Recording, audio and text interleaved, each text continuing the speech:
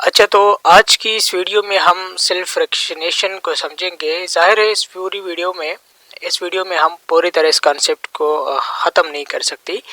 आज की इस लेक्चर में मैं सिर्फ आपको जनरल जो टर्म्स है रिलेटेड टू सेंट्रीफ्यूगेशन इनके ऊपर बात करूंगा। तो सबसे फर्स्ट जो टर्म है हमारे पास that is fractionation. What is meant by fractionation? Fractionation का मतलब ये है कि सेल के अंदर जो डिफरेंट कंपोनेंट्स है उनको सेपरेट करना। उनकी सेपरेट जब हम उन डिफरेंट पार्ट्स को सेपरेट करते हैं प्रॉपर मेथड के जरिए, तो इसको क्या कहते हैं? इसको कहते हैं फ्रैक्शनेशन।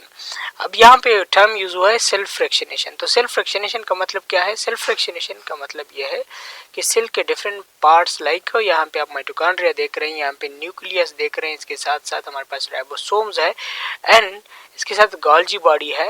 ये इसके ऊपर यहाँ पे प्लाज्मा मेम्ब्रेन इस तरह होगा। इसके अलावा इसके अंदर एंडोप्लाज्मिक रेटिकुलम का एक नेटवर्क भी इस तरह पड़ा हुआ होगा एंड इसके अलावा यहाँ पे हमारे पास डिफरेंट लाइक यहाँ पे गैलेक्सोसोम होगा, यहाँ पे पेरोक्सिसोम हो सकता है, यहाँ पे डिफरेंट कंपोनेंट्स प्रेजेंट हो सकते हैं। तो इन सारे कंपोनेंट्स को एक दूसरे से अलग करना, फिर उनको स्टडी करना, इस अलग करने के प्रोसेस को हम क्या कहते हैं? This process is called fractionation, right. दूसरा जो टर्म है यू नीड टू अंडरस्टैंड। अभी इस प्रोसेस को मैं आगे आपको समझाता हूँ। आपकी किताब में जो डायग्राम है उसी की मदद से आपने सिर्फ अभी इन टर्मिनोलॉजीज को समझना है ताकि आगे आपको वो चीज़ें समझना आसान हो। सेकेंड हमारे पास है सेंट्रीफ्यूगल फोर्स। फिजिक्स में आपने पढ़ा होगा या अभी पढ़ रहे होंगे सेंट्रीफ्यूगल फोर्स के बारे में। सेंट्रीफ्यूगल फोर्स क्या है?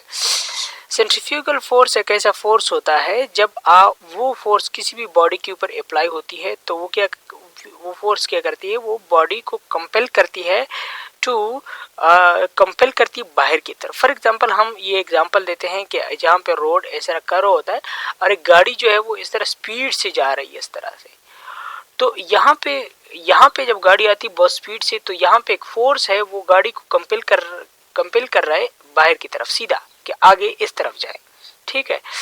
और अगर यहाँ से वो बच जाए तो फिर वो इस तरफ इसको लेने की कोशिश कर रहा है।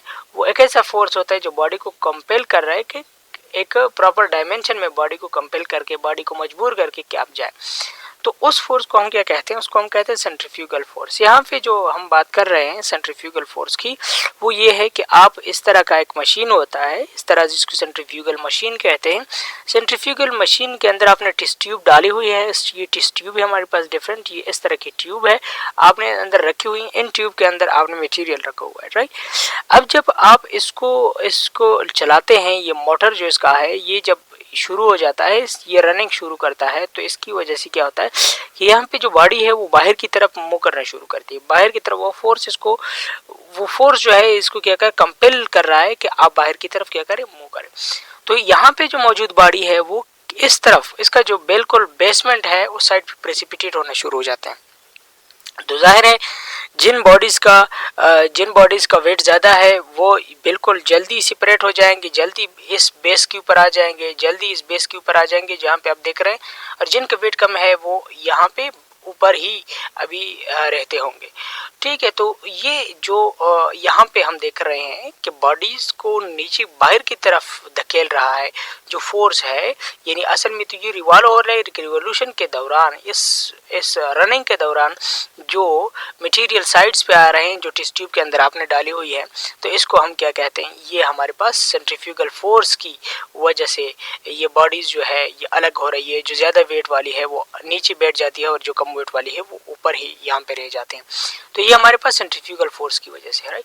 अब यहाँ पे इस प्रोसेस को हम सेंट्रीफ्यूगेशन कहते हैं। इस प्रोसेस को हम क्या कहते हैं? सेंट्रीफ्यूगेशन। सेंट्रीफ्यूगेशन वो प्रोसेस है जिसमें हम बॉडी की वेट या बॉडी की जो डेंसिटी है, डेंसिटी के बेस पे क्या करें? इनको एक दूसरे से अलग करें। तो इसको हम फिर कहते हैं सेंट्रीफ्यूगेशन। अब डिफरेंशियल सेंट्रीफ्यूगेशन का एक वर्ड भी आपकी बुक में के अंदर इस्तेमाल हुआ है। तो डिफरेंशियल सेंट्रीफ्यूगेशन का मतलब यह है कि क्या करें हम? सबसे पहले तो एक बार सेंट्रीफ्यूगेशन का प्रोसेस कैरी आउट करते हैं जिसमें ये हमारे पास कुछ बॉडीज यहाँ पे बैठ जाएगी या इधर, ठीक है। अच्छा, इससे पहले कुछ और टर्मिनोलॉजी वो समझिए, फिर डिफरेंशियल सेंट्रीफ्यूगेशन आपको क्लियर हो जाएगी, राइट। अच्छा, डिफरेंशियल सेंट्रीफ्यूगेशन को अभी छोड़ते हैं, आगे जाते हैं। यहाँ पे हमारे पास कुछ दो और टर्मिनोलॉजी है, होमोजेनेट एंड होमोजेनाइजेशन। लेकिन हम फॉर एग्जांपल हमारे पास कुछ सेल्स है, हम उन सेल्स की स्टडी करना चाहते हैं। एक टिश्यू आपने एक लीफ का जो है टुकड़ा ले लिए या एक दो लीफ ले लिए और आप समझ रहे हैं कि आपने क्या करना है, इनको स्टडी करना है, इनकी फ्रैक्शनेशन करनी है, फ्रैक्शनेशन और सेंट्रीफ्यूगेशन, और इसके अंदर जो मॉलिक्यूल्स है डिफरेंट, इनको आपने एक दूसरे से सेपरेट करना है या डिफरेंट जो ऑर्गेनली है उनको सेपरेट करना है। तो सबसे पहले जब आप ये प्रोसेस शुरू करेंगे, आप क्या करेंगे, होमोजेनेट बनाएंगे और प्रोसेस करेंगे होमोजेनाइजेशन का। होमोजेनाइजेशन किसे कहते हैं? होमोजेनाइजेशन का मतलब ये है कि आपके पास जो टिश्यूज यहाँ पे होते हैं, जो टिश्यू आपने फॉर एग्जांपल ये लीफ है, अपनी लीफ ले लिया है, तो सबसे पहले लीफ को आप क्या करेंगे, ग्राइंड करेंगे। जिस तरह हम चटनी बनाते हैं ना वो मोटर के अंदर, तो इसी तरह आप ये लीफ को यहाँ पे डालते हैं, इसको खूब किसी चीज़ के जरिए पीसते हैं कि लीफ जो है बिल्कुल इसका वो जो है ना क्या बन जाए, इसका वो हम जिस तरह ग्राइंड करते हैं, जिस तरह जूसर में चीज़ों को डालते हैं, तो आप इसको कम्प्लीटली ग्राइंड करते हैं। ग्राइंड करने के बाद क्या होता है कि यहाँ पे अब लीफ का एक टुकड़ा भी नहीं रह जाता, बल्कि कम्प्लीटली जो लीफ है वो आप बस ये समझ रहे हैं कि मैंने इसका जो है ना ग्राइंड कर लिया, उसको मैंने वो बस इसकी चटनी जो है मैं बना चुका हूँ, राइट। तो ये जो आपने प्रोसेस किया, अभी आपके पास यहाँ पे जो मटेरियल लीफ से बन गया, ठीक है, वो उसको हम क्या कहते हैं, उस प्रोसेस को हम होमोजेनाइजेशन कहते हैं। जो मटेरियल आपके हाथ में अभी आया है इधर जो पड़ा हुआ है, जो बिल्कुल लिक्विड है ग्रीन कलर का, वो जो लीफ से बना हुआ है ग्राइंडिंग के बाद, इस लिक्विड को हम क्या कहते हैं, उस लिक्विड को हम होमोजेनेट कहते हैं, राइट। तो अभी हमारे पास यहाँ पे क्या हुआ, होमोजेनेट है। किस प्रोसेस के थ्रू हमने होमोजेनेट बनाया? होमोजेनाइजेशन के प्रोसेस के थ्रू। अभी देखिए ये होमोजेनेट आपने बना लिया, तो होमोजेनेट बनाने के बाद आप इसको टेस्ट ट्यूब के अंदर रखेंगे। ये टेस्ट ट्यूब आपने टेस्ट ट्यूब में डाल दिया। टेस्ट ट्यूब में जब डाल दिया तो बाद में क्या हुआ, आपने टेस्ट ट्यूब में ये डाल दिया, टेस्ट ट्यूब को यहाँ इस मशीन के अंदर यहाँ पे रख लिया, सारे टेस्ट ट्यूब रख लिए। अब क्या करते हैं, आप इसका जो ढक्कन है वो बंद करते हैं या इस बटन से क्या करते हैं, रिवॉल्यूशन सेट करते हैं कि 1 मिनट में कितनी बार रिवॉल्व होना है। 1000 मरतबा इसने चक्कर लगानी इस मशीन ने इसके अंदर, या 100 मरतबा या 200 मरतबा, 500 मरतबा 1 मिनट के अंदर। तो पर मिनट आप इसको सेट करते हैं।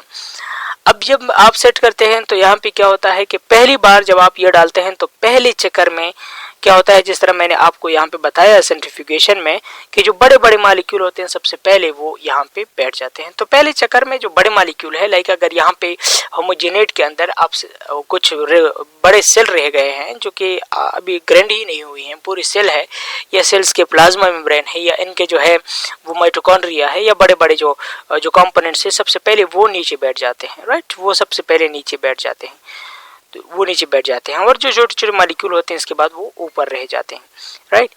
अब ये फर्स्ट राउंड था। दूसरे राउंड में आप क्या करते हैं, अच्छा यहाँ पे दो टर्मिनोलॉजीज को समझे। जो चीज़ें नीचे बैठ जाती है यहाँ पे, जो यहाँ पे नीचे बैठ जाती हैं जो भी है, उसको हम पैलेट कहते हैं। इसको हम क्या कहते हैं, जो चीज़ें नीचे बैठ जाती है इसको हम क्या कहते हैं, पैलेट कहते हैं। इस डायग्राम में वाज़ेह है, जो नीचे बैठ जाती है इसको हम पैलेट कहते हैं, और जो ऊपर आपको यहाँ पे चीज़ें नज़र आती हैं जो कि बैठी नहीं है, आपको लग रहा है कि इसमें कुछ चीज़ है ही नहीं, तो वो उसको हम फिर सुपरनेटेंट कहते हैं। ये सुपरनेटेंट टॉप पे रह जाते हैं, ये वाला रीजन जो है, ठीक है। सेंट्रीफ्यूगेशन के बाद जब आप सेंट्रीफ्यूगेशन कर लेते हैं इसके बाद ये, तो यहाँ पे आप देख सकते हैं हमारे पास सुपरनेटेंट है, और ये जो आप देख रहे हैं this is called palette, right. अब एक बार आपने एक राउंड कर लिया तो इस एक राउंड के बाद क्या करते हैं कि ये जो सुपरनेटेंट था ये इससे अलग करते हैं, एक और टेस्ट ट्यूब में डालते हैं।